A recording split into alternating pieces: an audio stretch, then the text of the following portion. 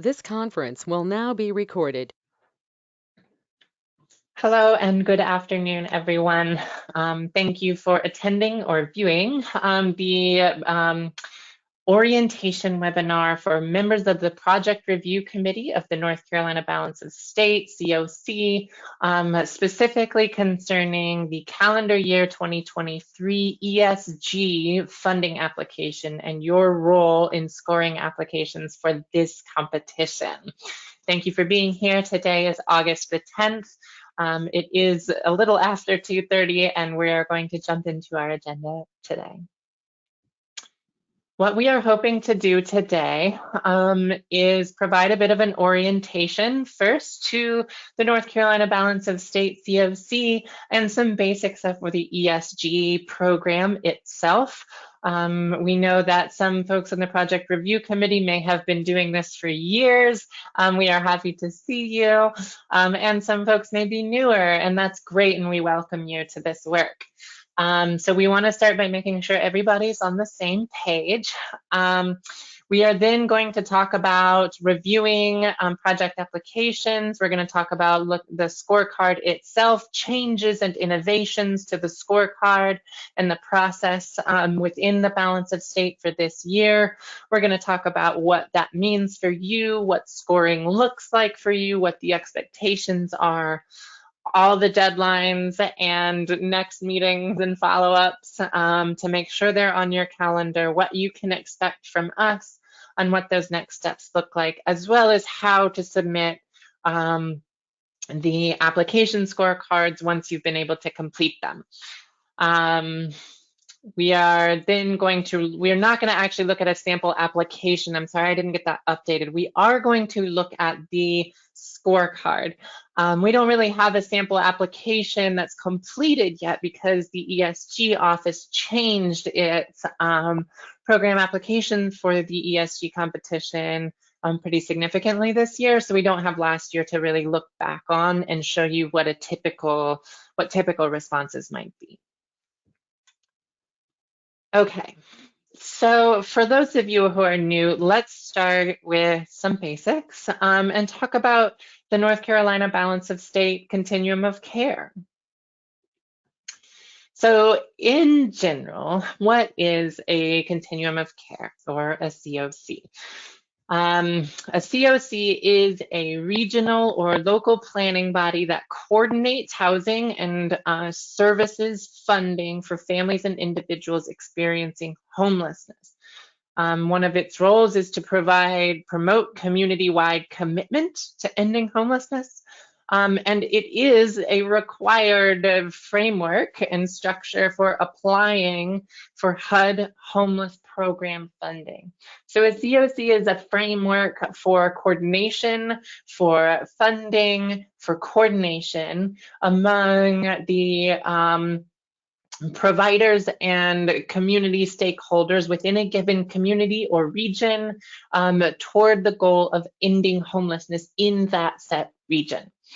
The homelessness funding that is required, that a CoC framework is required for, includes the Continuum of Care Grant Program, as well as the Emergency Solutions Grant Program, which is what we're here to talk about today.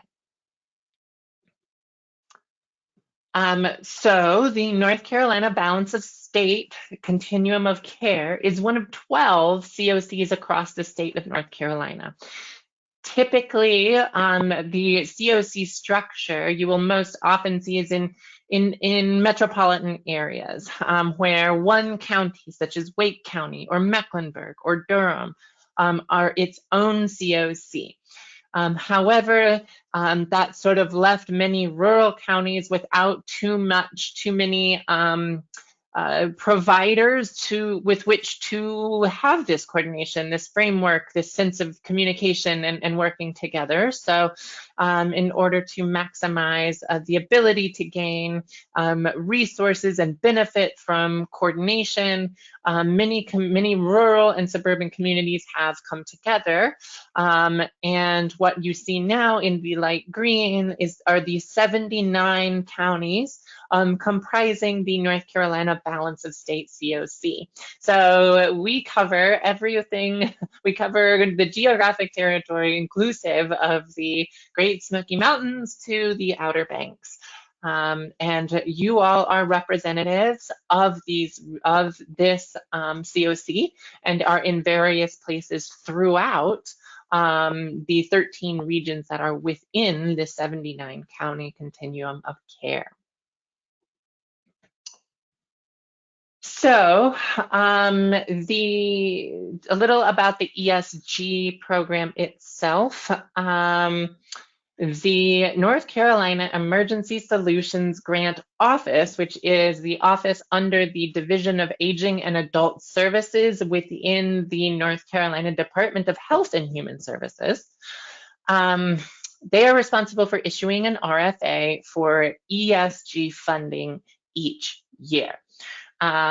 So this is the annual competition for funds that are going to be contracted for the calendar year 2023 starting in January. So it's important to note that the ESG office really serves as the recipient of the state's ESG funds, which originate from the Department of Housing and Urban Development. It is federal funding that comes through the state that then lands within the ESG office, who then subcontract that out to providers. However, it is upon the CoC to submit one application for this funding to the ESG office. Hence, it is upon the CoC to host a competition for the individual service providers that will benefit from this funding to make sure that the CoC is able to submit one regional application, inclusive of all of the programs that are approved for funding to the ESG office. I feel like I'm just making that more complicated than it needs to be, but this is all very important to note that there are individual providers who benefit and gain ESG funding. However, the CoC is in charge of running the initial application to determine who is approved for funding before the CoC and these providers submit their materials to the ESG office. Seems I have everything on the slide here. Yes, and then the ESG office contracts directly with those agencies. So you all are doing the important work of helping to guide, to hold the CoC's priorities, to maintain these standards for which we are hoping that homeless service providers will uphold, and doing that by scoring the applications to submit a recommendation to the governing body of who should be funded with this ESG funding. So in thinking about then the providers, the on-the-ground service providers that are going to be applying for this funding, it's important to note who can apply and who cannot, who is not eligible for these funds. So the most basic place to start with eligibility for ESG funds is what type of organization is it? So their organizations can apply that are nonprofit organizations, units of local government, or LME MCOs. Now, the asterisk there is to note that permanent or public housing authorities are not eligible for ESG funding. This is so that you can know this in your brain. If we get applications from a public housing authority, we are not going to be sending those to you. There will be an initial review before these assignments come out to you. You're not going to have to double check. You should, in reading their application, double check this, but know that we're going to be sending you folks that are eligible. So the funds then, so once either a nonprofit, unit of local government, or an LMEMCO submits their application for ESG fundings, what can they apply for? What can these funds be used for?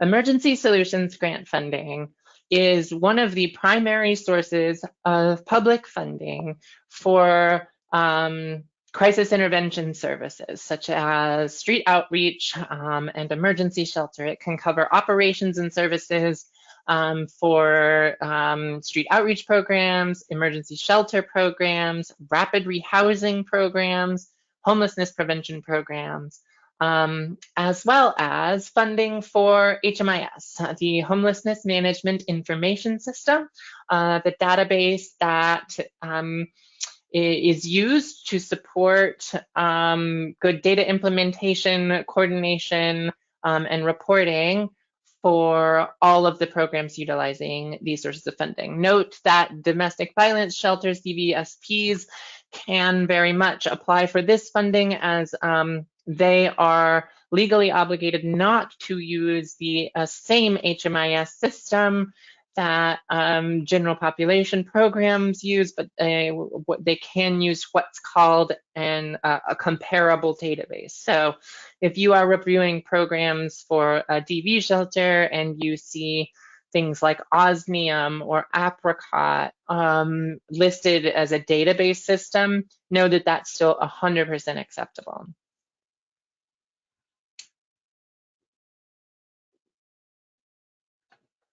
Okay.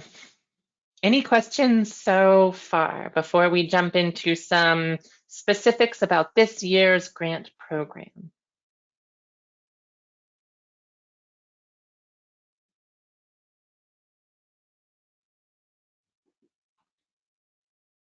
All right. So for, again, calendar year 2023, for the Emergency Solutions Grant Program,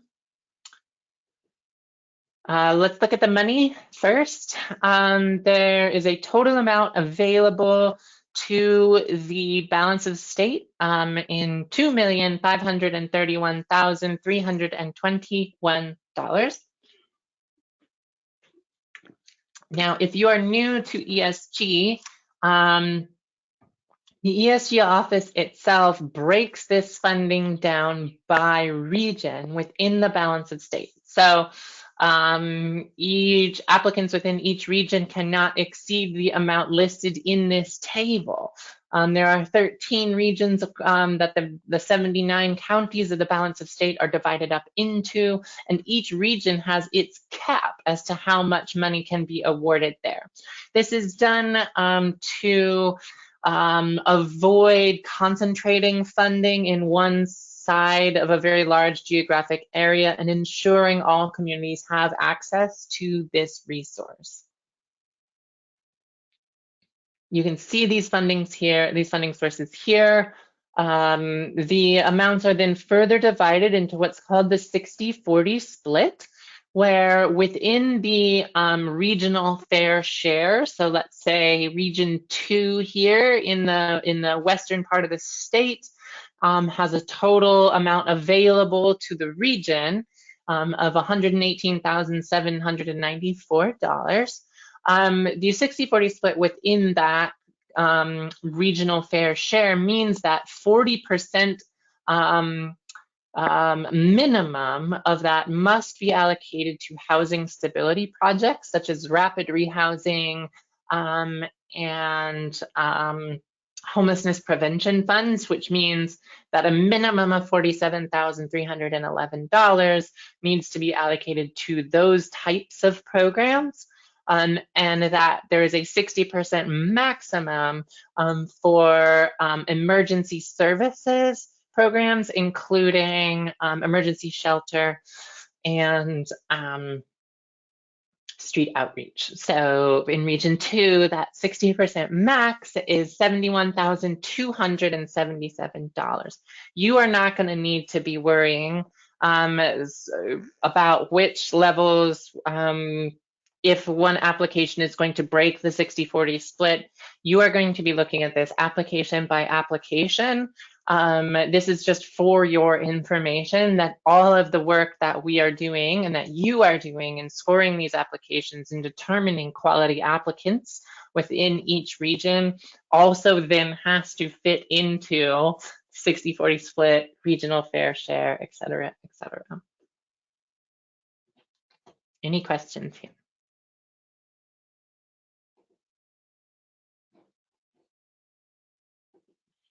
All right, let's look at the timeline. I am quite sure that you all are aware of the fact that this is not the only federal funding competition happening at the same time right now. This one is a little bit more predictable than the others have been this year. And we have a little bit of time to turn this around. It is still a very tight window, and it is made even more tight by the other, by the COC application and the special NOFO for COC funds as well. But here is your ESG specific timeline. The project applications are going to be due to NCCEH in 2 days. On Friday the 12th at 6 p.m., which means that we will be sending you your applications to review and score on Monday, the 15th. And we are going to ask that those come back to us by the following Monday at 8 a.m. I only did that just in case. I don't want to encourage you to work on the weekend, but I know that this is, for many of you, this is a volunteer role in addition to your very busy work schedule already. And if you need the weekend, I wanted to give it to you to take, but I'm going to need to be able to see everything scored first thing that following Monday morning. So I set the deadline as 8 a.m. on Monday, the 23rd. Our selection meeting is then the following day on the 24th. And that gives us then a little bit of time to work on preparing. Once we hear from you, once we have ideas, once the slate is complete in terms of numbers and amounts, we can put that together and shift our focus at the same time to all be working on COC, which gives us a little bit of time then before the steering committee meeting on September 13th, where they will consider the proposed slate that you all have recommended for funding, and we will give notice to applicants on that day. Should there be any appeals, and we'll go over what it takes and the reasons that someone might be able to appeal, those will be due 3 days later on the 16th. And oh shoot, I've got another date in here for you, but it's not on this table. If there are appeals that do meet the qualifications for submitting an appeal, we will need to convene you all again to consider those appeals. I think I have that date in another slide, but someone remind me if it doesn't come up, because I want to make sure you have that on your calendars. But should there be any appeals that you decide to overturn, the steering committee will then need to consider those and make the final decision on whether to overturn a denial on September 20th, after which all application materials are due to the ESG office on October the 3rd. Busy, busy.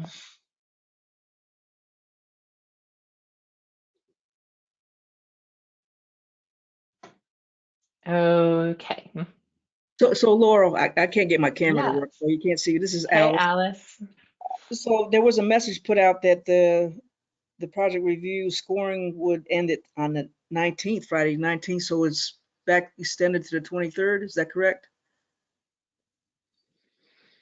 There was a message put out that it was not to the 19th, from the 15th to the 19th, and I'm just verifying that.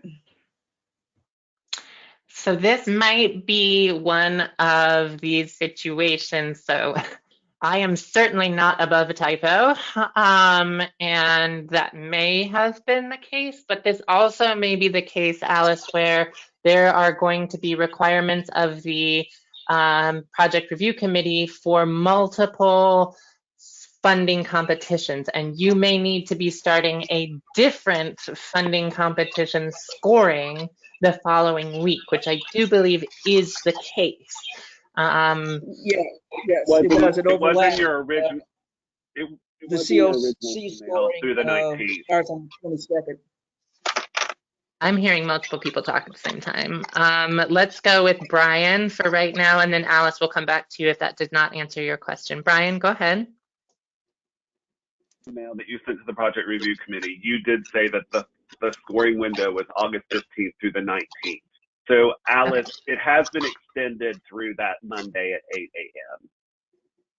Thanks for confirming that, Brian. This Okay, does but not, maybe that overlapping with the doesn't COC. overlap. Laurel, Dave Edmonds. I just want to make sure I heard right. It's Carly. I agreed on an email from you back on I'm sorry, July 21st. It does have the 19th, but you're saying now, I'm new. This is my first year. The scoring deadline is Sunday, Monday, or Tuesday at 8 a.m. Monday at 8 a.m. And I apologize for this confusion, y'all. If So you, it's Monday the 22nd, the Monday the 22nd of August at 8 a.m. We need to have them to you. yes. Thank you. Thank you. Thanks for keeping me honest here, y'all. For everyone, for total clarity, Monday, August 22nd, not the 23rd, Monday, August 22nd at 8 a.m. If you're able to submit by the 19th, all the better. But I did, and that was a late change, that I did want to make sure that you all had just as much time as you possibly could if you needed it to keep scoring those. And I know that Monday to Friday is going to be a tight turnaround for some folks.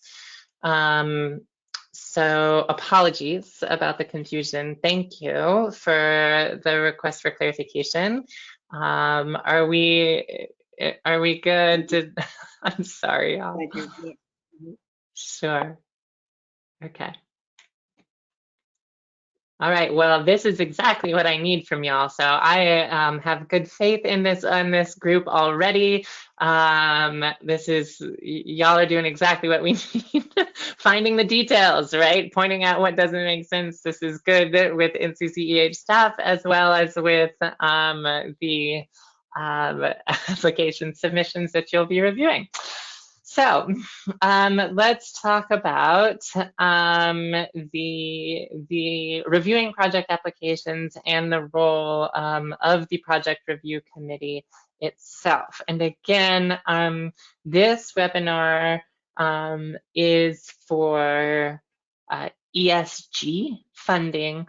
Your role is going to look a little bit different, though generally the same for other competitions, but right now I really want to focus in on what comes first and what's right in front of us, which is the ESG funding competition.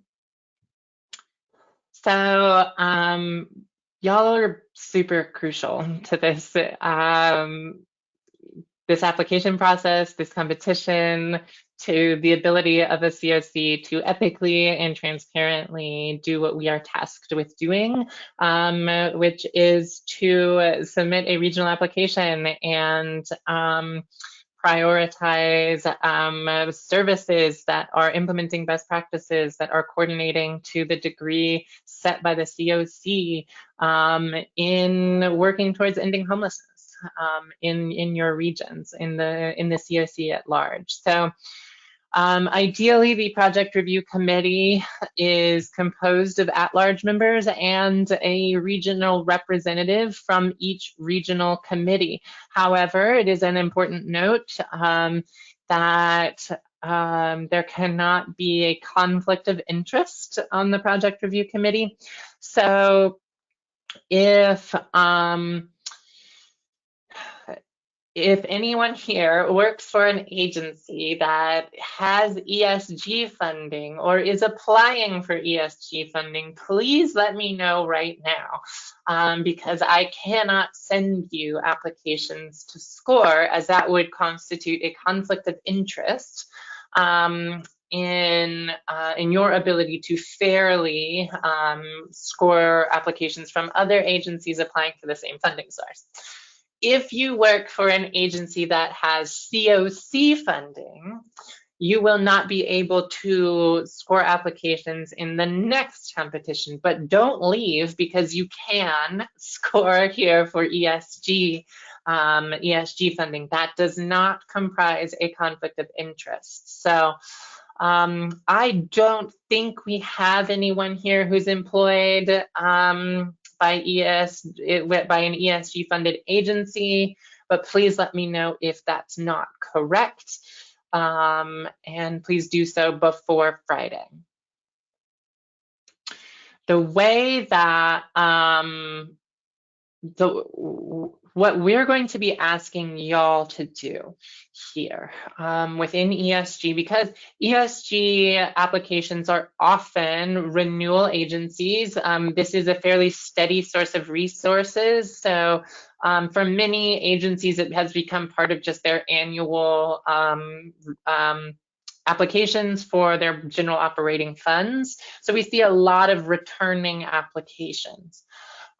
Because the workload on y'all is going to be quite heavy this year, what we're going to do, which is what happened last year as well, the members of the project review committee are going to be scoring applicants, new project applicants, agencies that have not applied before or were not funded last year. And as well as any renewal project applicants that have been flagged for additional review by NC staff. So NC staff are going to generally cover most of the renewal applications. We will send you some that have been flagged for review. If they are at risk of losing funding, if they are at risk of not meeting standards, we will send an additional one to you to get an additional perspective to make sure we are not at risk of pulling funding from someone with just one set of eyes. However, for every applicant that is applying that is a new agency applying for funding, you will score it, the full application, as well as an NC staff person. There will be 2 people scoring each new application, 1 project review committee member and 1 NC staff member. And we're going to talk a little bit later about how we're going to handle that in more detail, in terms of what happens if there's a disagreement, if you answer one thing differently than the NCCH staff person. We're gonna get into all that in a little bit. But for right now, know that is generally what you're going to be asked to do for ESG applications, is that you all are going to focus on new applications, new agencies that are not currently funded. Then the role of the project review committee is to come together with NCCH staff. So we are going to be presenting to you all of the information about renewal applicants, about new applicants. We're going to talk about different proposals. We are going to collectively create a proposed full slate of applications, including funding amounts, to submit to the steering committee, the Balance of States Governing Board, for approval. So it is on us, NCCH staff, and you, project review committee members. We are going to be doing this. This will be your recommendation. It will not move forward until you are ready to sign off on it. And together we are going to create the full list that is going to be proposed, that the governing board, the steering committee, will eventually then review and hopefully approve in September. So this may seem silly, but like, why are we doing this, right? Why are we scoring applications? We, as a COC, the steering committee has set priorities. We are charged with following HUD's priorities and needs. We are ensuring that the agencies that are implementing these funding sources then are operating with the best practices and priorities that the COC has set for itself. It's also just required by HUD, but it makes sense. It's one of those things that, like, of course, we would do, and we wouldn't do any differently. So we want to do this in as transparent a way as possible, but scoring each of these and utilizing your expertise as members in the balance of state regions who do not represent a conflict of interest, represent a process for scoring and submitting applications that maintains the balance of states priorities, that upholds a high standard for consistency and transparency, and allows projects that are implementing the best programs to be funded toward the collective goal of ending homelessness. Excuse me.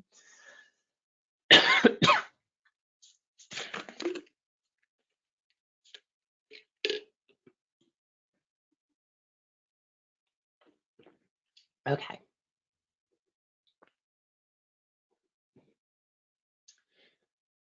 So things for you to consider when you're reviewing these applications and making recommendations. Broad scope things to consider is the agency's ability to operate a federal grant. It's really important to note that ESG is a reimbursement-based funding source. You are not going to have to be doing detailed budget reviews, but you are going to be focused more on the narrative portions of the applications. But there is in the narrative, like, you need to be able to ascertain whether this agency can handle this kind of a funding source, even if you're not completing a detailed review of the budget. You need to look for the agency's success in providing that activity. If they're applying for if this is an agency providing for new funding, were they, incorporated yesterday? Like, what have they been doing? And why are they coming to this funding? You're going to be looking for their geographic coverage, their ability to serve a region.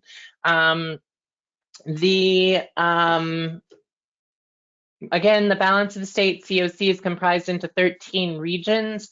We really want to encourage and make sure that people within any of the 79 counties have access to resources and access to services. So what that means is that we are really strongly encouraging an agency to be able to be open to people outside their county. And particularly with rapid rehousing, for folks to serve their full region and multi-county area. And you are looking for best practices in program design and adherence to the COC's written standards. This is probably a good opportunity for me to bug my staff to see if someone can put the link to the written standards in the chat. The COC has approved best practices and operational standards for each of the program types that that agencies seeking ESG funding can uphold. So their program design, their policies and procedures need to be in line with the COC's written standards. These are not new documents. They have been put out into the world for years now, and we are fully expecting that agencies should be able to be in full compliance with the written standards to be approved for ESG funding. So it may be a good idea for you, would strongly encourage you to have the link handy for the written standards and review them so that you know if you're scoring an emergency shelters application, that you get a general sense, if you're not familiar already, of what the CoC expects from a written standard from an emergency shelter in terms of their program design and their policies and procedures.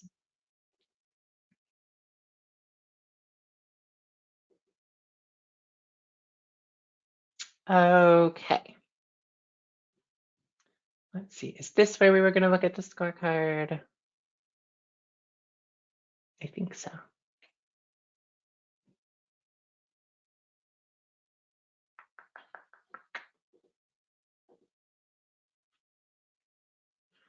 Just a second. Let me flip. I want to make sure I'm doing this in the right order for y'all. No, okay. So I still want to keep going. We are going to look at the scorecard itself, but I have some more content for y'all to really set the stage first before we actually pull it up and look at it. So the ESG, there's a few things that are different this year. So folks that have been around for a while, this is sort of for you as well. What's changed and what's different in this year? The Balance of State has revised and updated and approved a funding priorities document that has been updated this year and is available on the website. What that's done is set a foundational understanding of what processes are for this funding competition and what some of the general CoC's expectations and priorities are broadly. This isn't a document that you are going to need to know in depth for your role within scoring, but it's good to know, especially if you are sort of in the CoC, if you're familiar with our processes, like it's good to know that this is a CoC level document that is shifting its focus to clarify your role as the project review committee. It is sort of moving toward some of the priorities that have been set for a long time, including participation in coordinated entry, including full participation with the full adherence to written standards, be more of a matter of eligibility and expectation than just an encouraged, we would like you to start thinking about this sort of thing. It is opening the door to focusing and scoring performance within each agency so that we are really able to see who really is implementing good services, and that will be through the HMIS system. And it's introducing and setting racial equity benchmarks as well. So that's all new, that's all very relevant, although the specifics of the funding priorities document aren't going to be quite as relevant for your actual work. It's still not a bad idea to read this document. It's one of the guiding documents that's helped shape the work that's in front of you now. It's also really important to note that regional committees are weighing in here and have a voice. So it's not an accident that you all represent the Balance of State CoC, that you all are either at-large members or regional representatives. You all are bringing the perspective of the CoC to this work. However, we also want to continue that as we have centralized a process of scoring. It is still valuable and really critical that the regional level, the folks at the regional level have a say in who's funded and who would be recommended and who would be a good fit for this funding. So it's important for you all to know that each regional committees are going to be asked for some data and their feedback on which agencies should be funded. So we'll be taking all of this into account when we meet to determine the proposed slate. So it's just worth you noting that the regional committees are going to have some work to do too. They are going to be sending us some information that will be taken into account on top of your scoring. And all of that will come together in a project selection meeting with you to determine the proposed slate. Some of the benchmarks and some of what we're asking of them are the attendance at regional committee meetings for those project applicants, as well as the case conferencing meetings throughout the year.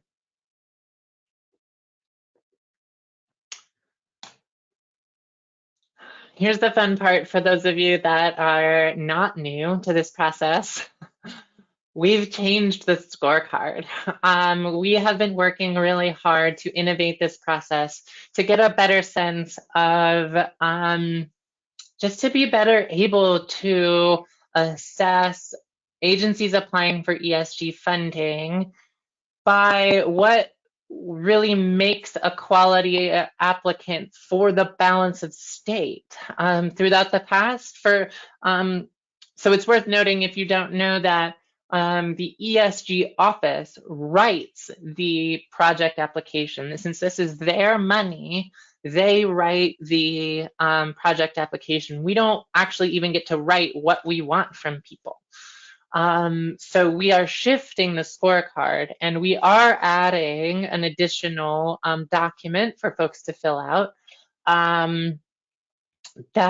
so that we get a better sense of not just what the ESG office is asking, but what we really want to see in an applicant within the balance of state. So it's a new scorecard. Get excited. It has new features. It has a racial equity section. It has a performance section. It has a community involvement section. And it has expectations that the written standards are fully adhered to. It contains an expectation that full participation in coordinated entry is there.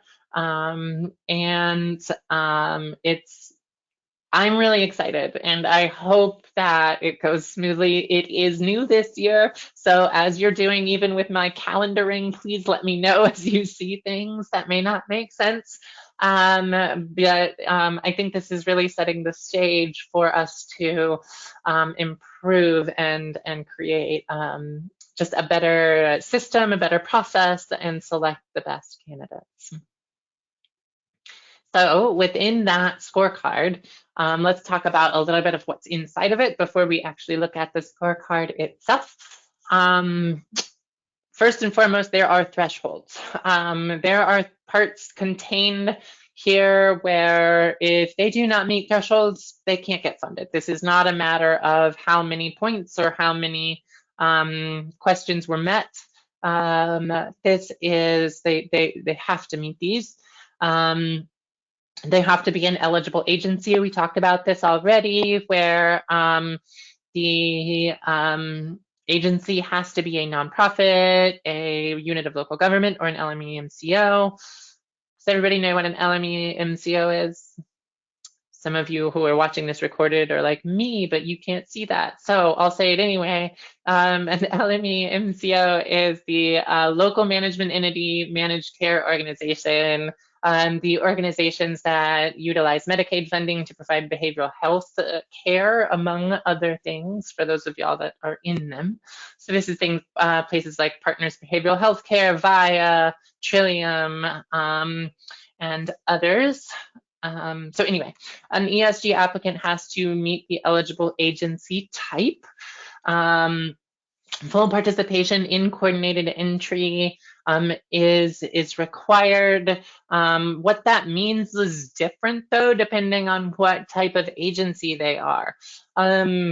We can't expect people to utilize coordinated entry in a rural area to access a front door service because, well, so oftentimes your crisis services like street outreach services or emergency shelters are the first door, are the first stop for services. That's okay.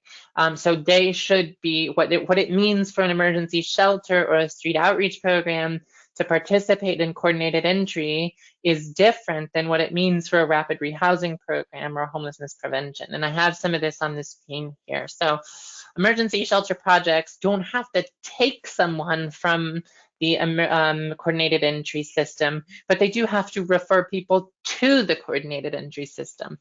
And they must administer the vulnerability index tool called the VI SPDAT. Don't make me tell you the acronym for that. Just call it the VI SPDAT. It's terrible.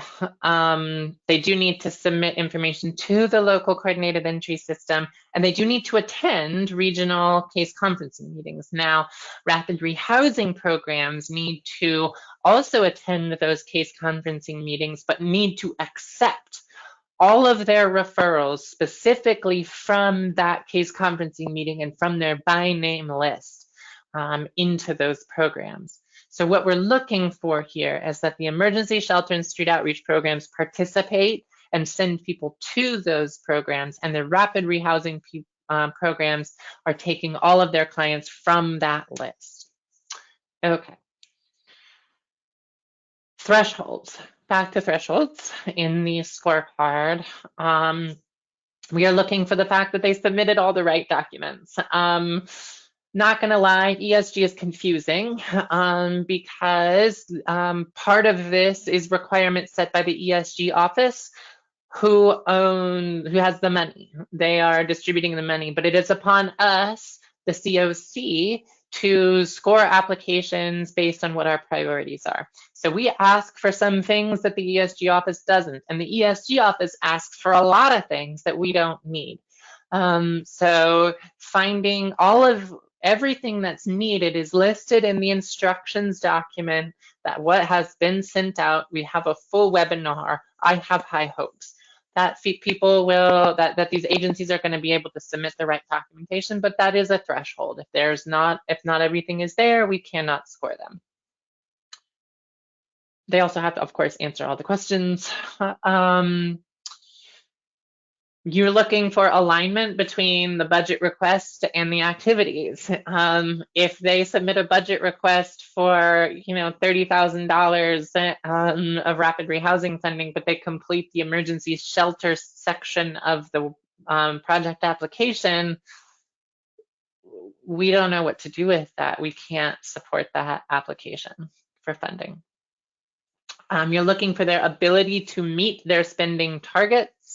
And you are looking for, there is one threshold question noting whether the agency's board of directors has lived expertise of homelessness on the agency board. This is going to be for nonprofits only, so for board units of local government or even LME-MCOs that don't have as much control over board recruitment, this will not be applicable, but nonprofits must have at least one person who has lived expertise of homelessness on their board of directors. That's not even something that we actually set. That is a HUD requirement.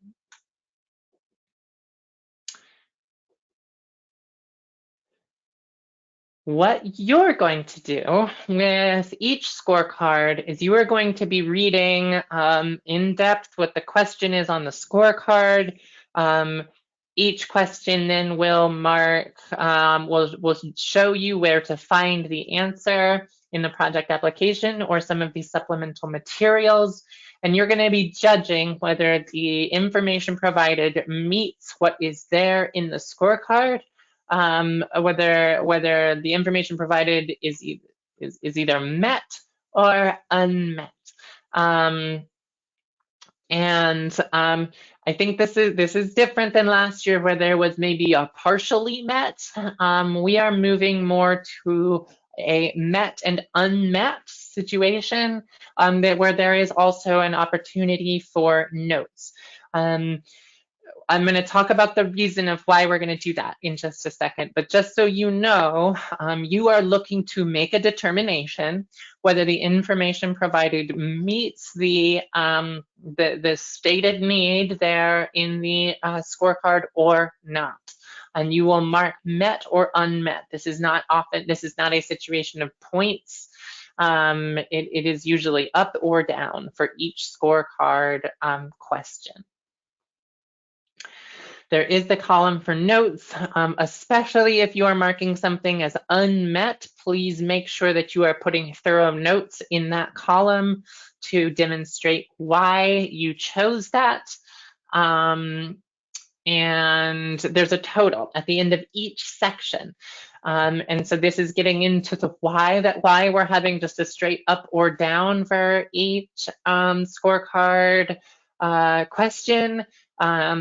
There's going to be a total at the bottom of that. So we want you for each section of the scorecard to add up the total number of mets, the total numbers that you said, okay. And you'll see out of how many there are supposed to be. And we ask you to total each section and put that number, the total number of mets, at the bottom of each section in a totals column. The reason that we are doing that, again, is to further innovate and improve this process. The way we are trying to do that is by getting better information on what scores look like across the entire CoC. So we're trying to establish what our expectations for agencies really can be in terms of this funding. Like the goal is to work toward being able to say, we expect you to be able to meet this many scorecard questions, totals, column points if you want, to be able to be a viable agency to succeed with ESG funding. We're looking to establish some minimum benchmarks there. This year is going to provide information as to how we can do that. But we want to make sure that we don't have agencies in one part of the state that are performing at a different level than agencies in a different part of the state. Of course, there's going to be variation, but we want to be able to hold agencies accountable and provide support to be able to consistently and thoroughly implement best practices across the entire CoC. And not hold one agency to a different standard than we hold another. So the way that we're going to do that is like these total numbers of met versus unmet. You're not going to have to be doing this math in the background. This is just what's going to happen when you submit your scorecards, is that we are going to be putting this into a scoring master, which we will show you, that is going to start taking a look at some median scores to see like what is the range of scoring across the CoC look like, and where might we be able to set some benchmarks, like what would even be reasonable. And these, so once we set benchmarks, they might impact some decisions for this year, but we are not looking to establish a benchmark that's going to defund someone this year. Does that make sense? Like this is a process of innovation in this year that is looking to better implement good data into the decision-making process. This is new. We are learning, and we want to be just transparent with you about that as we are at any time. But just to know that that is driving some of the innovation that we are currently having through the scorecard and the scoring process. Okay. So this is, I promise I'm going to show you the scorecard. I'm not just teasing you, but we do have a lot to try to get through, to talk about why and what it is and what you're expected to do. So again, this covers a little bit of what we talked about already. NCCEH staff are going to score all the renewal applications and new activities for agencies that are already funded through another type. So if we have a very established agency that's run a rapid rehousing, now let's say who's run an emergency shelter program for years with ESG funding, and they want to add on a street outreach program, that we're going to treat that like a renewal, and that's going to be scored internally with NCCH staff. However, if any of those get flagged, if any of those are not meeting standards or are at risk of not being approved for funding, we will kick those to you for a secondary review. And project review committee members and NCCEH staff will be assigned ESG applications from new agencies that did not receive ESG funding in the previous competition. So it could be an agency that was approved for emergency shelter funds 3 years ago, but then lost their funding and wants to apply again. That would be treated as a new application. It's also the same for an agency that we've never heard of that wants to apply and get in on this funding source. So one project review committee member and one NCCEH staff member will score every new application. I'm going to send those out. Oh, see, I got the date right here. I knew I got it right somewhere. We'll send those out first thing on Monday. Well, don't hold me to that, on Monday. And we will need them back by 8 a.m. on Monday, the 22nd. And so here's then the process that, just in case, when you review something, and if your scorecard questions do not align with the NCCH staff members' scorecard who have reviewed the same project, in order to, in essence, break a tie. So remember that we are looking to establish what those scoring totals are to work towards this bigger picture data like median scores. So we want to be consistent and make sure that one score is entered for each agency. So again, to reduce the time, for those of you that have done this last year, you know that with the CoC competition, if this happens, where there's a discrepancy between a staff score and a project review committee member, the staff needs to call you, talk about it, create a resolution, and then redo the application. We know that nobody has time to do that for multiple competitions. So what we're going to do this time to streamline this a little bit and to lessen your burden is to assign a third and neutral, but third person on the NCCEH staff who has not reviewed that application to look at that one question, see what both responses were, and determine to break the tie, to make a decision there for that one scorecard question. Does that make sense? Any questions about that?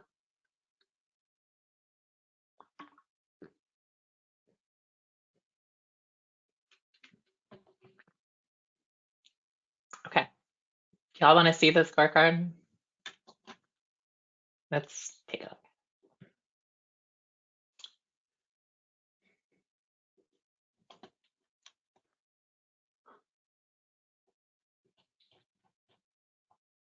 Can you see this?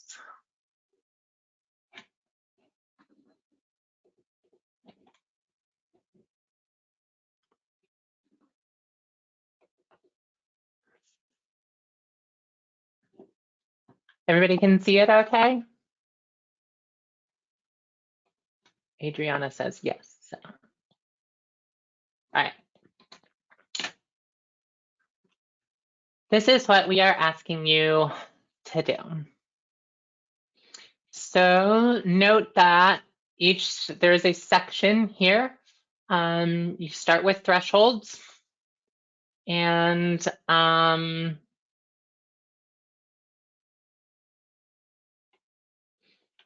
you'll go through this one by one, and you'll see the question here. And then you'll see in brackets and italics at the bottom of each question, where to find that in the materials provided. We will be emailing you all of the materials.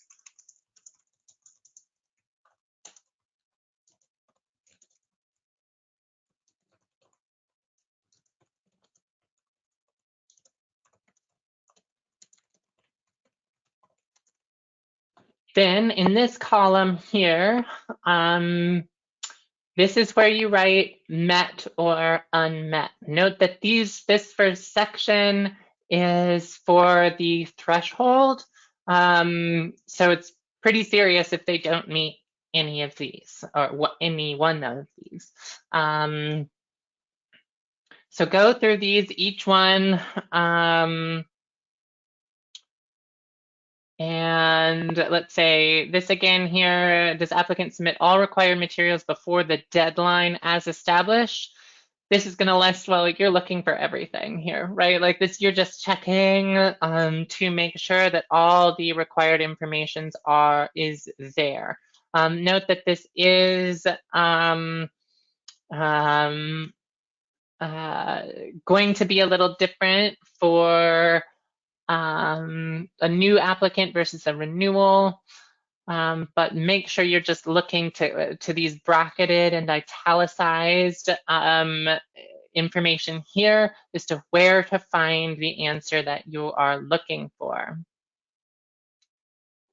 So Laura, this Yes. is Alice again.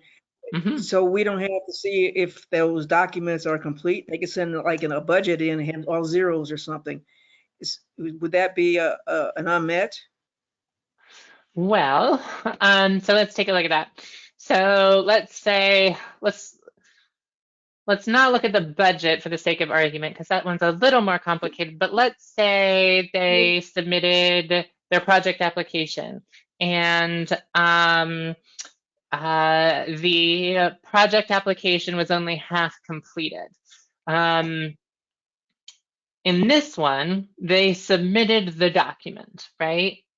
They submitted the project application, they submitted the budget, they submitted their policies and procedures, et cetera, et cetera, et cetera. However, in this next one, did they answer all the relevant questions in the general and project application sections and complete the budget form appropriately? That would be no, and this one is still a threshold. So that would then knock them out. Do you see the difference there? Yes. Well, I have a lot of experience doing this.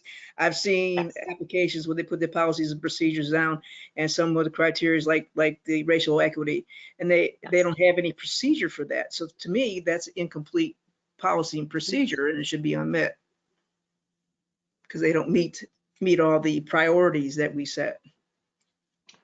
Okay, well, let's take a look at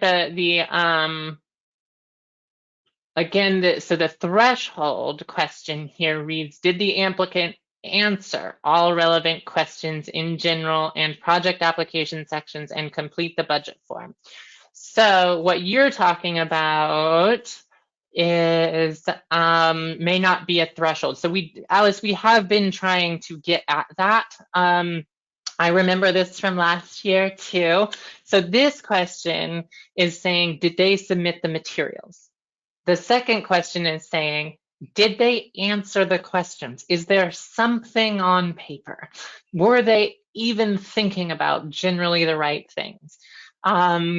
That's the threshold. Now down here further, you're going to see more questions about what was in those, and you can score those as a met versus unmet. But them not fully answering the question to the satisfaction of the CoC for some of those questions may not necessarily get their funding pulled because it's not a threshold question. Do you see how we're trying to kind of break that down into saying these are the large ones where essentially if they haven't done this, you can stop reviewing. Don't waste your time.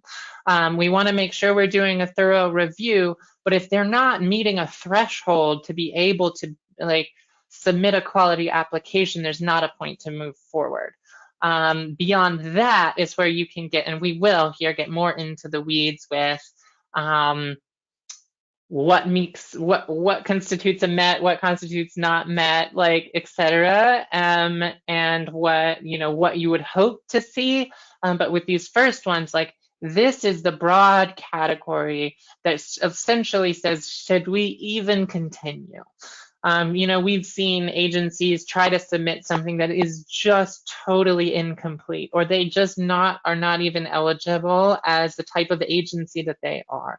We want to be able to find a quick stop procedure for agencies that are clearly not eligible or did not even submit the right materials or did not even submit a complete application, so that we're not wasting your time in fully reviewing and completing a scorecard for an agency that didn't read the instructions, that didn't understand what they needed to submit. So what is important to know, and I think we do have another edit we need to make here. We are not asking you to do, there's a couple things that we're not asking you to do that are on this scorecard. So we are going to make a further edit here, but we're not asking you to do the detailed budget review, especially for new agencies. Like we are trying to determine A, the financial capacity of this nonprofit, B, their spending targets, and see whether the amount of money that they're asking for is reasonable. We don't necessarily expect you to know or be in the weeds quite to that level to know like what's reasonable to ask from a nonprofit who is trying to implement a new rapid rehousing program covering 2 instead of 3 counties. Don't worry. So a few of these, and we're not asking you, we are asking agencies to submit an annual performance report. I think that's what APR stands for, through the HMIS system to measure their performance. That will mostly be for renewal applicants, but there's a performance section and a budget section that is just so technical. We're giving it all to Brian. And poor Brian is going to take, he's not going to be reviewing full applications, so he's going to do the budget review and the performance review.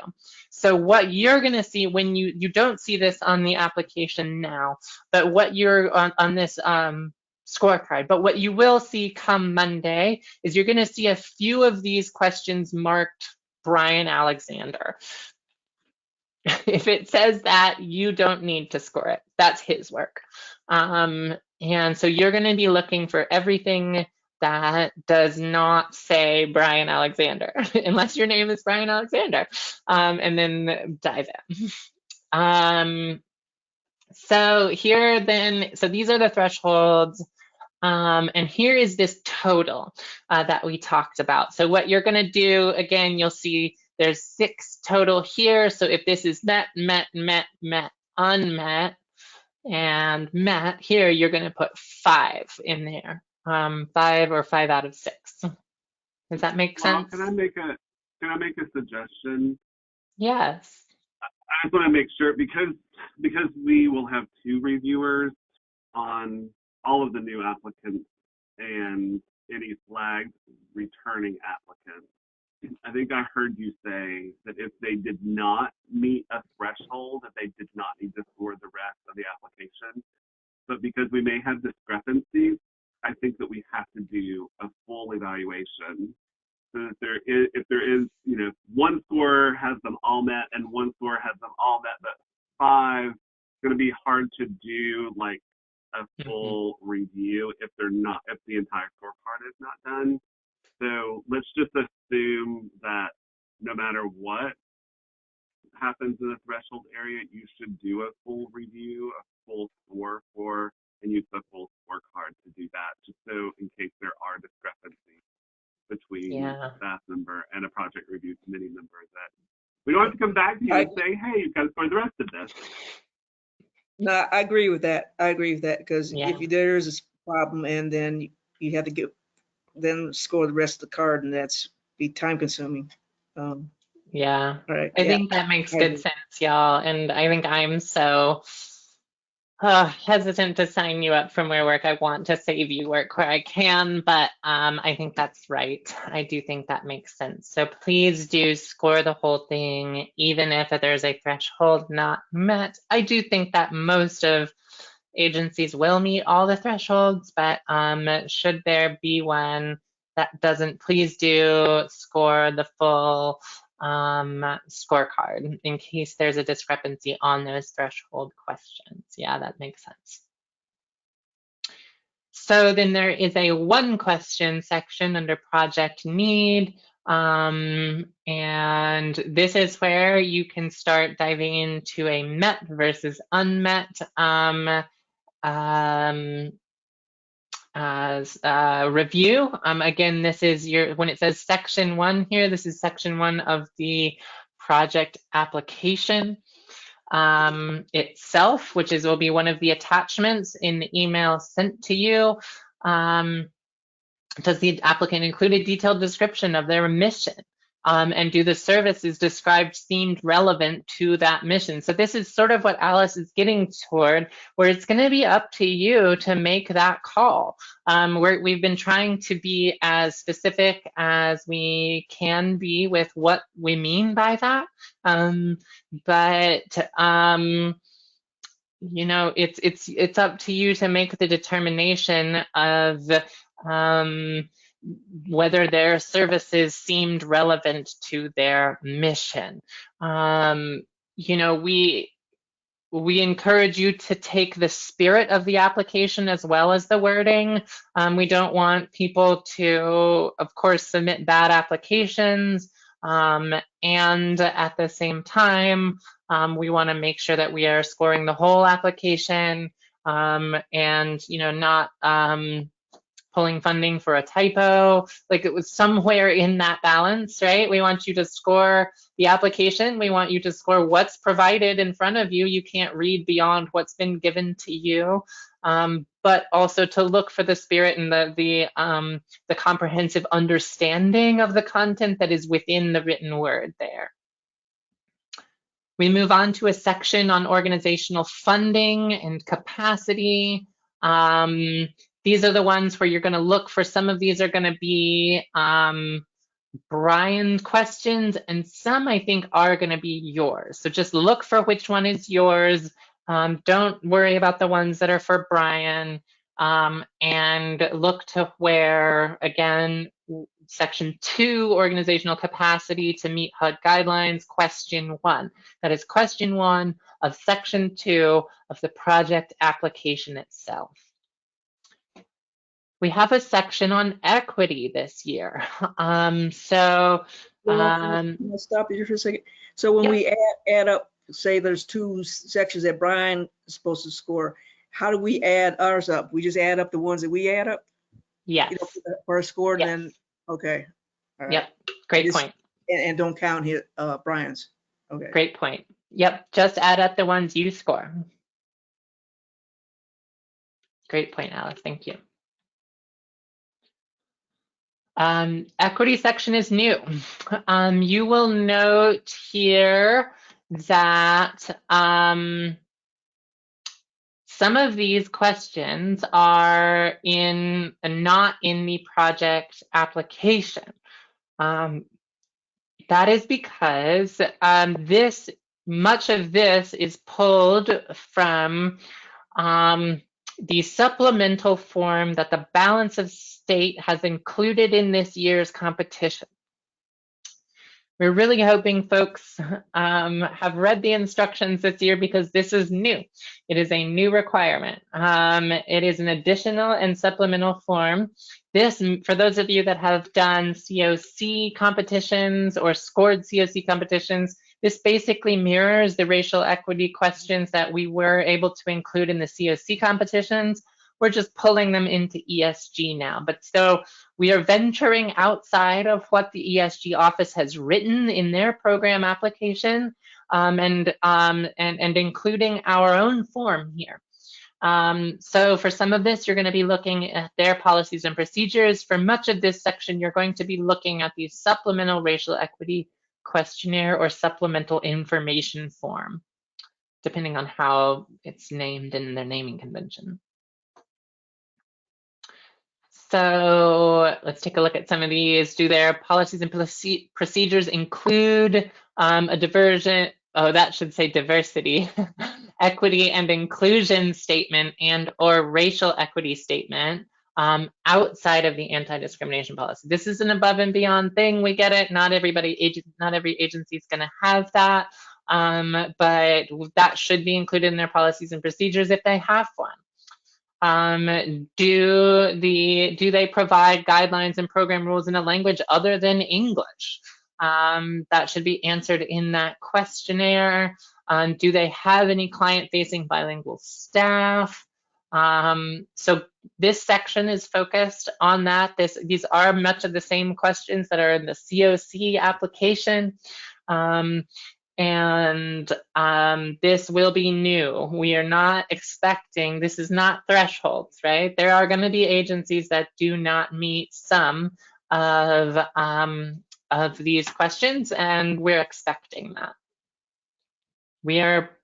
Part of what we're doing is introducing this as a benchmark to further guide and further the CoC's established priorities established in 2020 for impacting racial equity and racial disparities across the CoC. So the introduction of questions in this scorecard and in the application materials for agencies helps further that goal by pushing agencies to begin and continue thinking about how they are taking on racial equity as a challenge in their agency. This is a long section. It includes questions about their boards of directors. So the ESG office has included a requested list. So each agency needs to submit a list of their boards of directors, including demographics and their status as having lived expertise of homelessness. So we will be reviewing that. That'll be part of what you review too, is the list of board of directors, which should include demographic data.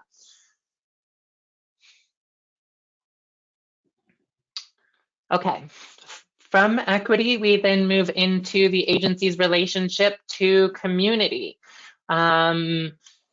Do they describe their coordinated entry process well enough and how they participate in that system? For this, you may want to also read the coordinated entry written standards, just so you get a sense of sort of what's expected here.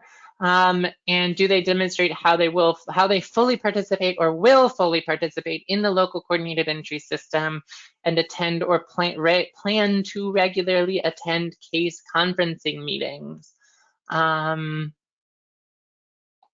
Laurel, is this where they have to meet 75% of the meetings?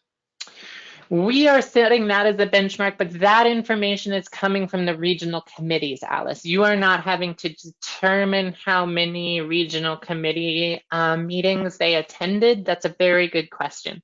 We are gathering that information separately, but you will need to, you're judging this by their answers to the application questions. Also note, so here, I forgot a critical point here. So look at this first column here, where this says project type. So the first few sections here are for every agency that is applying, right? Every agency needs to meet, no matter what type of program they're hoping to implement. They need to answer questions about equity. They need to answer questions about organizational funding and capacity. They need to answer questions about their eligibility and thresholds. However, what we're now doing, so make sure you're taking a look over here on this far left column. We are now breaking this into activity-specific questions. So if you are judging an emergency shelter, make sure you are looking for where it says ES here, not SO. These sections are the same for most of their questions, but they're different for some. So once you finish the section that says all, okay, keep looking at that left column, because if it says SO, that's for agencies applying for street outreach funding only. SO is street outreach, ES is emergency shelter, RRH is rapid rehousing, and HP is homelessness prevention. So these are all questions only for street outreach programs. Then, so let's say you had an emergency shelter. You would have answered all questions, the questions at the top. Keep looking at that left column, answer everything that says all. But then as soon as it says SO, you're answering for an emergency shelter program. You're going to skip that. You don't need to put anything in there. Look only at the questions that then would say ES or all. But if you are looking for reviewing something for a street outreach program, of course you do the street outreach ones and the all. Does that make sense to everyone? Make sure you're looking for the program type, the section that is specific to your program type that you're reviewing.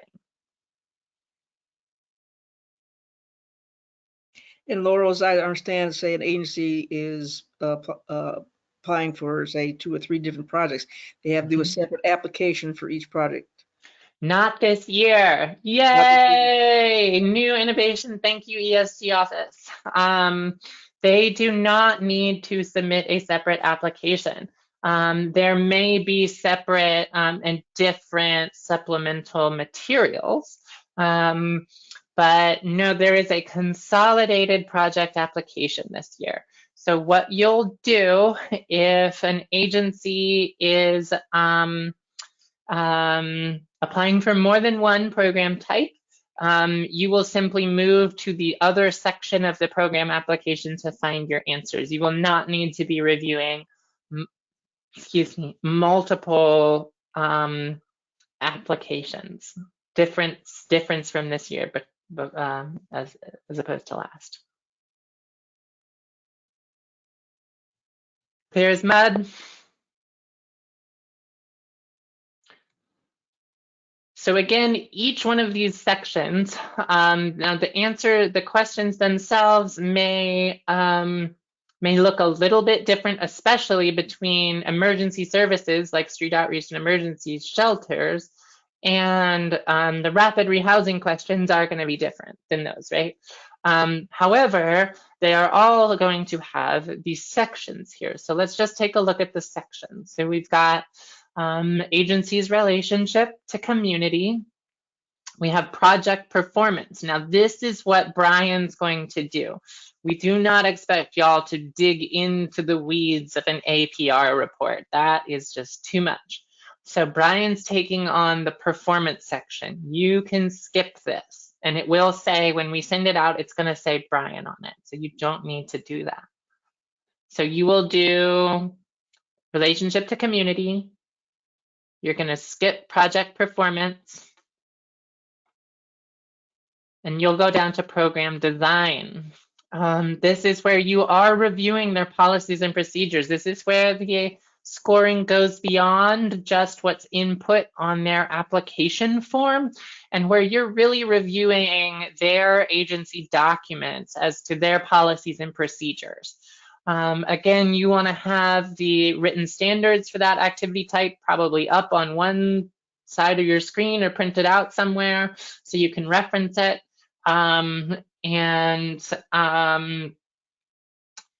you're going to be answering these program design questions sort of based on that.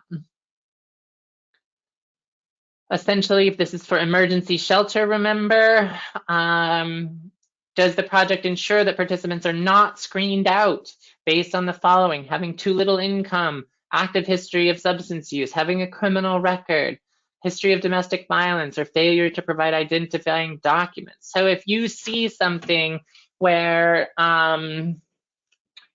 let's say an emergency shelter has in their policies and procedures what a client must have in order to get a bed at their shelter. And they have in those policies and procedures, they list forms of ID that the client must have.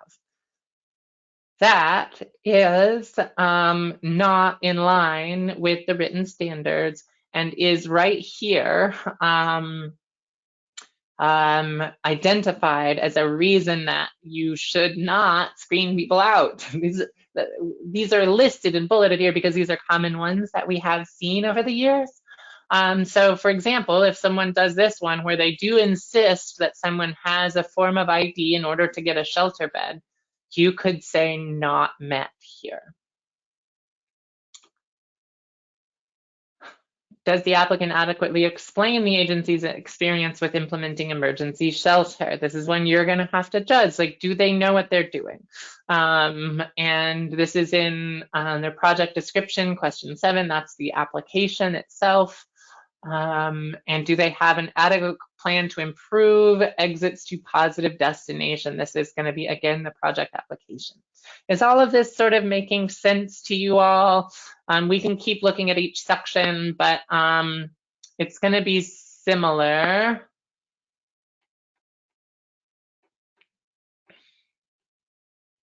Rapid rehousing, again, relationship to community, again, a performance section.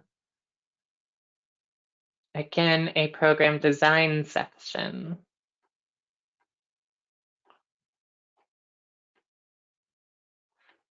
If someone is applying for HMIS funding, there's a few questions here about that too.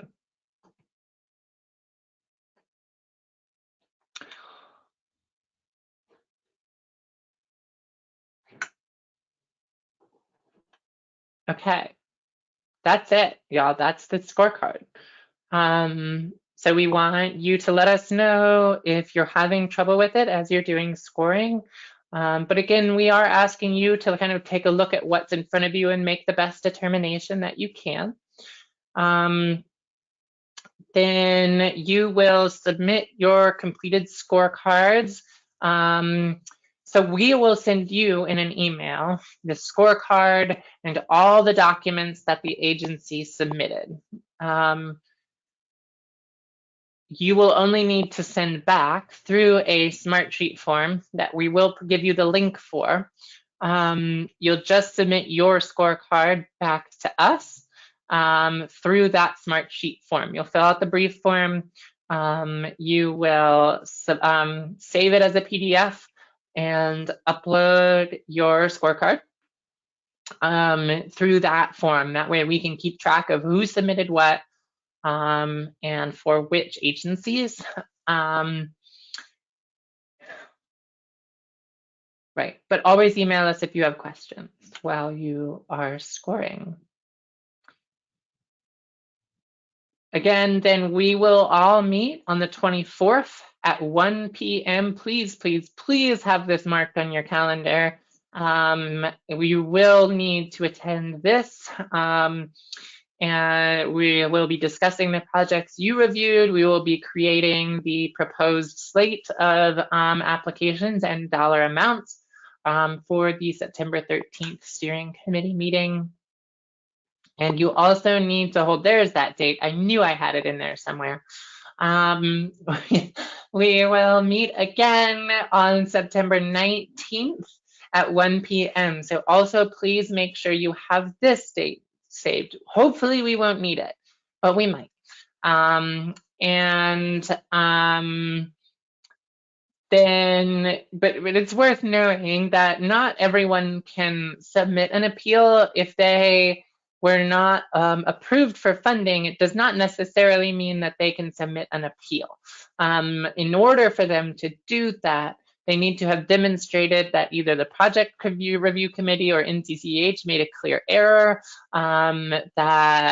that we all neglected to follow the advertised process, that we somehow engaged in a discriminatory activity, that there was a conflict of interest, or that the grantee experienced extenuating circumstances. Last year, we had someone who was trying to finish their application in the middle of severe flooding in their area, in their town. We gave them a little extra time.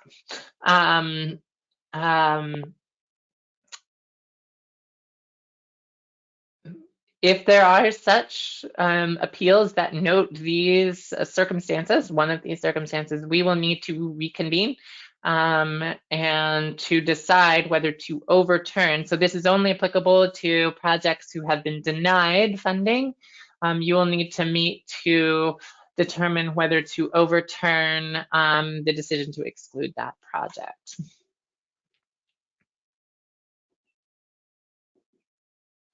Okay. Here's some of those deadlines. Let's see if I got them right again. In table format, I think I did, just to keep putting them in front of you. Sent out on the 15th, back on the by the 22nd at 8 a.m. Steering committee meeting will then meet on the 24th, steering committee on the September 13th, appeals meeting on the 19th, steering committee appeals on the 20th. Phew. Okay, everyone, what questions do you have? Now is a really good time to ask them. Laura, when we're going to be matching up with one of your staff when we do our score, you know, discuss like we've had in the past. So so the staff person is going to contact us, whoever's assigned to that application. So again, so this is what I was trying to ramble on about, Alice, that we are trying to not have to do that this year. So there will be an NCCH staff person who reviews the same scorecard that you do. But once you submit your scorecard, if for some reason your answers are different than your assigned NCCEH staff person, instead of that person having to schedule time and schedule your time for a phone call to talk about every discrepancy, there will just be a third staff person to just look just at the questions where there's a discrepancy and break a tie. We're trying that. It's an attempt to try to reduce the amount of time that y'all are being asked to commit to this process, knowing that this is one of potentially 3 competitions you are involved in scoring over a very short timeline. So we're trying to reduce the need for that extra meeting in your calendar, and just having a third staff member review where your answers were different than the staff person that reviewed it, and break that tie. So really, you shouldn't need to plan on having a conversation with that staff member ahead of the August 24th project, the selection meeting. You'll get a chance to talk about those, the ones that you've reviewed at that meeting. You should not have to worry about discussing your selections with a staff member ahead of that meeting. Well, it would just be nice to have some feedback and see how we compared or something. You know, we don't know what we're scoring, how well we matched up with the staff, and if we're on the right track of meeting our priorities. And you know, I like to be on the same sheet of music if we can. Yes, so that's what we're. Yes, I hear that. You are interested in getting that feedback as to like how closely your scoring was to the staff scoring. I hear that. I think again the idea was that you are going to finish this wave of scoring immediately before being given more. And we know that you're all very busy, and we're trying to reduce that load. So we'll be talking about your scoring in the project selection meeting. You're going to have the opportunity to discuss any red flags you saw.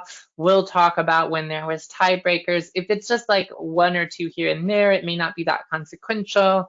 But if you're having major concerns about one of the applications that you scored, we want to hear from you about that. So we will be seeing that in your scorecard, but we'll also be using time in the project selection meeting on the 24th to talk about that. So this is a little bit different than the CoC process, and it's a trial, Alice. We'll see how this goes this year. With CoC, that still is the case, where you're going to need to discuss and be on and resolve any discrepancies. We want to keep this as streamlined as possible, so we are trying something new this year. You won't have you are still going to have an opportunity to have your voice heard. You've got the notes column there to be as thorough as possible as to why you made the decision you did. And there will be the application selection meeting on the 24th to talk about it there too. Okay, next question. On the ones that renewal that we won't be really seeing, are they going to be looked at to meet the new priorities, like with the equity and all that? Yes, those will be reviewed. There will be a full scorecard review done there too. And we'll be giving like recaps of each one. So you're going to hear from staff, like a recap of the scoring from every organization, not just the ones you've scored. You're going to hear from us a recap of scoring as to how that agency did, where there were concerns there. And yes, they are all being put through the same scorecard. It's just that there will be an NCCH staff person doing that scoring, and then bringing that recommendation to the application selection meeting, unless there was a flag for some reason, in which case you will be notified. So what that could mean, and just keep in mind this for your calendars, we're sending out all of the application review assignments on Monday. Now, this is just from what we know from who submitted their application by Friday. However, if a staff person in that week finds a renewal application that has a flag on it that we need the additional review, we're going to be emailing you those applications, which will mean there's even a tighter turnaround. So you may get an email on Wednesday to say, oh, wow, this one got flagged. We really need an extra set of eyes on this, and we will still need it by that Monday morning at 8 a.m. deadline. So do keep an eye on your email. There may be some last minute frantic calls for your expertise in the week as staff are doing the work of reviewing the renewal applications, just in case there are any that are not meeting those thresholds, or that are raising red flags in their ability to maintain their funding. So do keep an eye on your email. Be prepared. We may be sending you some last minute requests.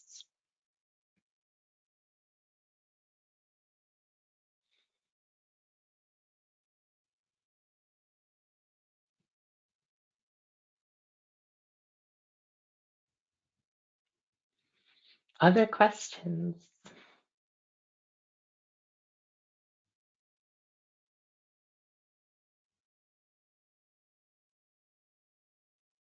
I'm a little nervous if we have new folks who aren't asking questions. Are you lost? Are you with us? Are we good?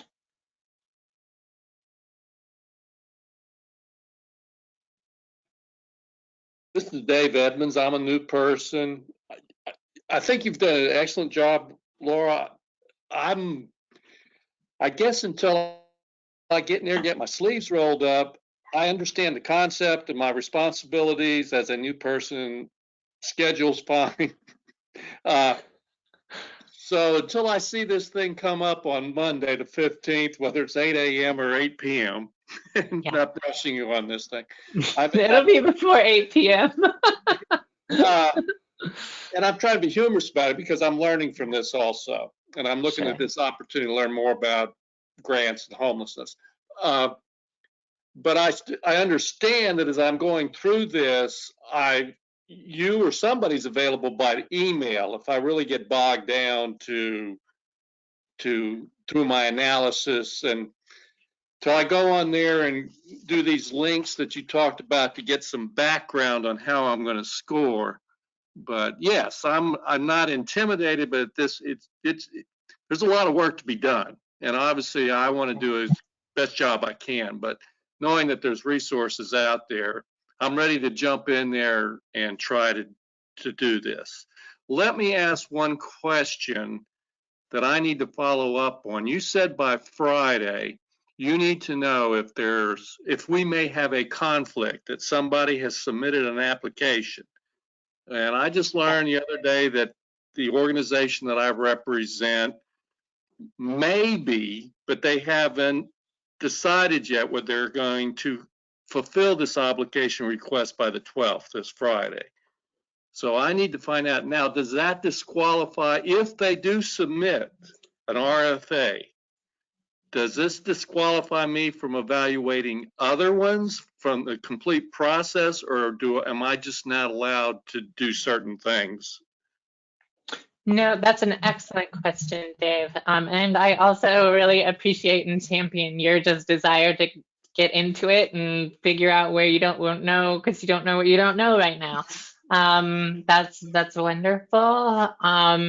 And no, so to answer your question, if your agency is applying for ESG funding, now, again, specifically, that is street outreach, emergency shelter, rapid rehousing, or homelessness prevention funding.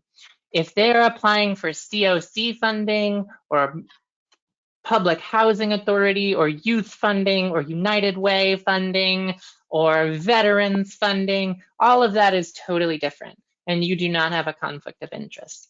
If they are going to apply for North Carolina DHHS ESG funding, they need to be submitting their application by this Friday, the 12th, to NCCEH. That would render you a conflict of interest in this competition.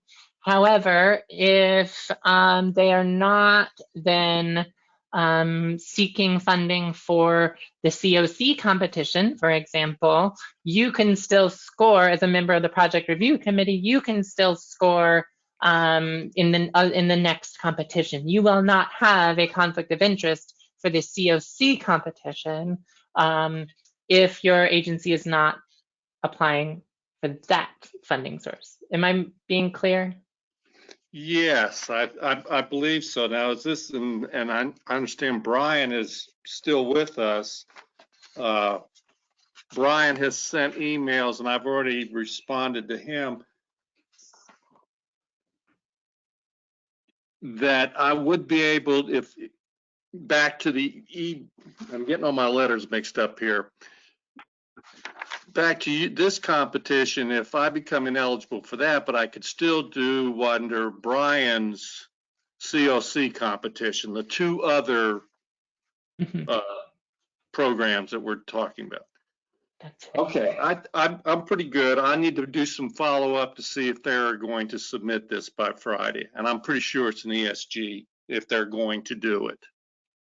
Dave, do you mind disclosing which agency you're working for? I'm with Lumberton Christian Care Center, and again, I'm just a volunteer. I used to be on the board, but I've agreed to stay on till they've gotten some other board, not on the board, but I've agreed to work with the homeless committees. Wow. Okay, great. Lumberton Christian Care. So, but I'm pretty sure it's going to be the ESG if they apply, and I'll find out hopefully by tomorrow and communicate with you. Okay, that's perfect. I appreciate it. Thanks, Dave. Thank you. Well, as Dave mentioned, as you are going through this, and and you find things that you just really need answered or have questions about, please do email us. I would encourage you to email the team, the Balance of State team. That is the BOS@ncceh.org email address. You can email me specifically. I'm not scared of them. Send them my way. But know that you may have a faster response if you send it to the whole team, because it won't just be my eyes looking at it. And this next week is going to be really busy. So as you're reviewing, please let us know. I mean, I do want to say, like, you know, we can't tell you what to put, right? Like, I think as you're thinking about what questions you have, we can't guide your decision making in determining what is a met or unmet. Does that make sense? Like, we don't want to be influencing your scoring decisions from the NCCEH staff perspective, but we are happy to have like clarifying points. We're happy to talk about the required materials. We're like, I mean, send us your question, but know that we're not able, for, you know, transparency's sake, like, we are not able to, we don't want to be in the position of like influencing your decision making in your scoring. To maintain a high standard of ethical, you know, process and transparency here, we can't make your decisions for you, but we can absolutely clarify the intent, the questions, where things should be found, et cetera, et cetera. So. Laura, do we have a representative from every region now for the PRC committee? Great question, Alice. Alice is a stalwart veteran, y'all, and we're already happy to see new folks here. I see Alice. I saw Denise on here, who did an incredible amount of work last year as a team of, what, Alice, 4 or 5 PRC members? Yeah, it wasn't too many of us. Right. So very much hoping that we have more folks turning out this year for sure. I know there are not as many direct conflicts of interest this year, so I'm much more hopeful. We do have some folks that were not able to be here, which is why we recorded today, so that they can listen to the recording and be prepared for scoring. So we hope to have more than, I think there are 5 of you today on this call, so we'll have some more than that. So I will say, folks watching the recording, I'm talking to you as well as anyone here. If you are here at this presentation or you are watching this recording and it's Friday or earlier, and you know for some reason that you're not able to complete applications, like, you've signed up, you've agreed to represent the project review committee. We are going to be sending you applications to review on Monday. If for some reason, if you have a conflict of interest, you need to be in communication with us if you are planning to have surgery on Monday or have some extreme extenuating circumstance that's going to make you unable to score applications. We really, really need to know that. And I hesitate to even say that because we need your participation here. We need your work. We need your commitment to following through with this process and doing the work. And I am not opening a door for you to say, well, you know, on my workload, I have a lot of meetings next week. I don't think I'll be able to fit this in. But I am wanting to know that, like, if you are having surgery and it's not something that you can put off, I will never ask you to put off a surgery. If there is an extreme and relevant extenuating circumstance that will not allow you to score applications, we absolutely need to know that before Monday. So you please email us. That one you can send directly to me. I need to know. before we send out these applications. So with that, I think we're good, y'all. We are really excited to work with you. We are really excited for and grateful for your work. I will note, last but not least, we know that there's so much work going to be put on the project review committee this year. Typically, these competitions are spread out a bit more throughout the year. They're all on top of each other this year. And so I do want to note that NCCEH is hoping to provide some gift cards for you at the end of this process and the end of these scoring processes. So we really want to note how much we see the amount of commitment and work that you're putting into this and how much we value that and how much we really take it seriously. We do not take your participation here lightly. We are super grateful for you and for your commitment to this, and we want to honor that. So that is one small token of how we hope to do that, other than me just like groveling at your feet and being grateful for you for the next 3 months. Okay, I think that's it, y'all. Can I give one plug as well, Laurel? Yes, just of remember course. that as Laurel said, we have 3 competitions that we're working on. We will do the orientation for both BOC processes next Thursday. Hopefully you've gotten that email. It's next Thursday at 10 a.m. So we will send out more information, a reminder about that before the meeting on Thursday, but just want to make sure that that's on your calendar so we can go through the ESG process just as you're ending the ESG process. Yep, much more to come. Well, thank you, everybody. We will end the meeting here. Again, we are grateful to you. We thank you for being here. We thank you for your commitment. I will end this recording now, and we look forward to seeing you on the 24th, and we will be in touch on Monday. Thank you so much. Take care. Bye-bye.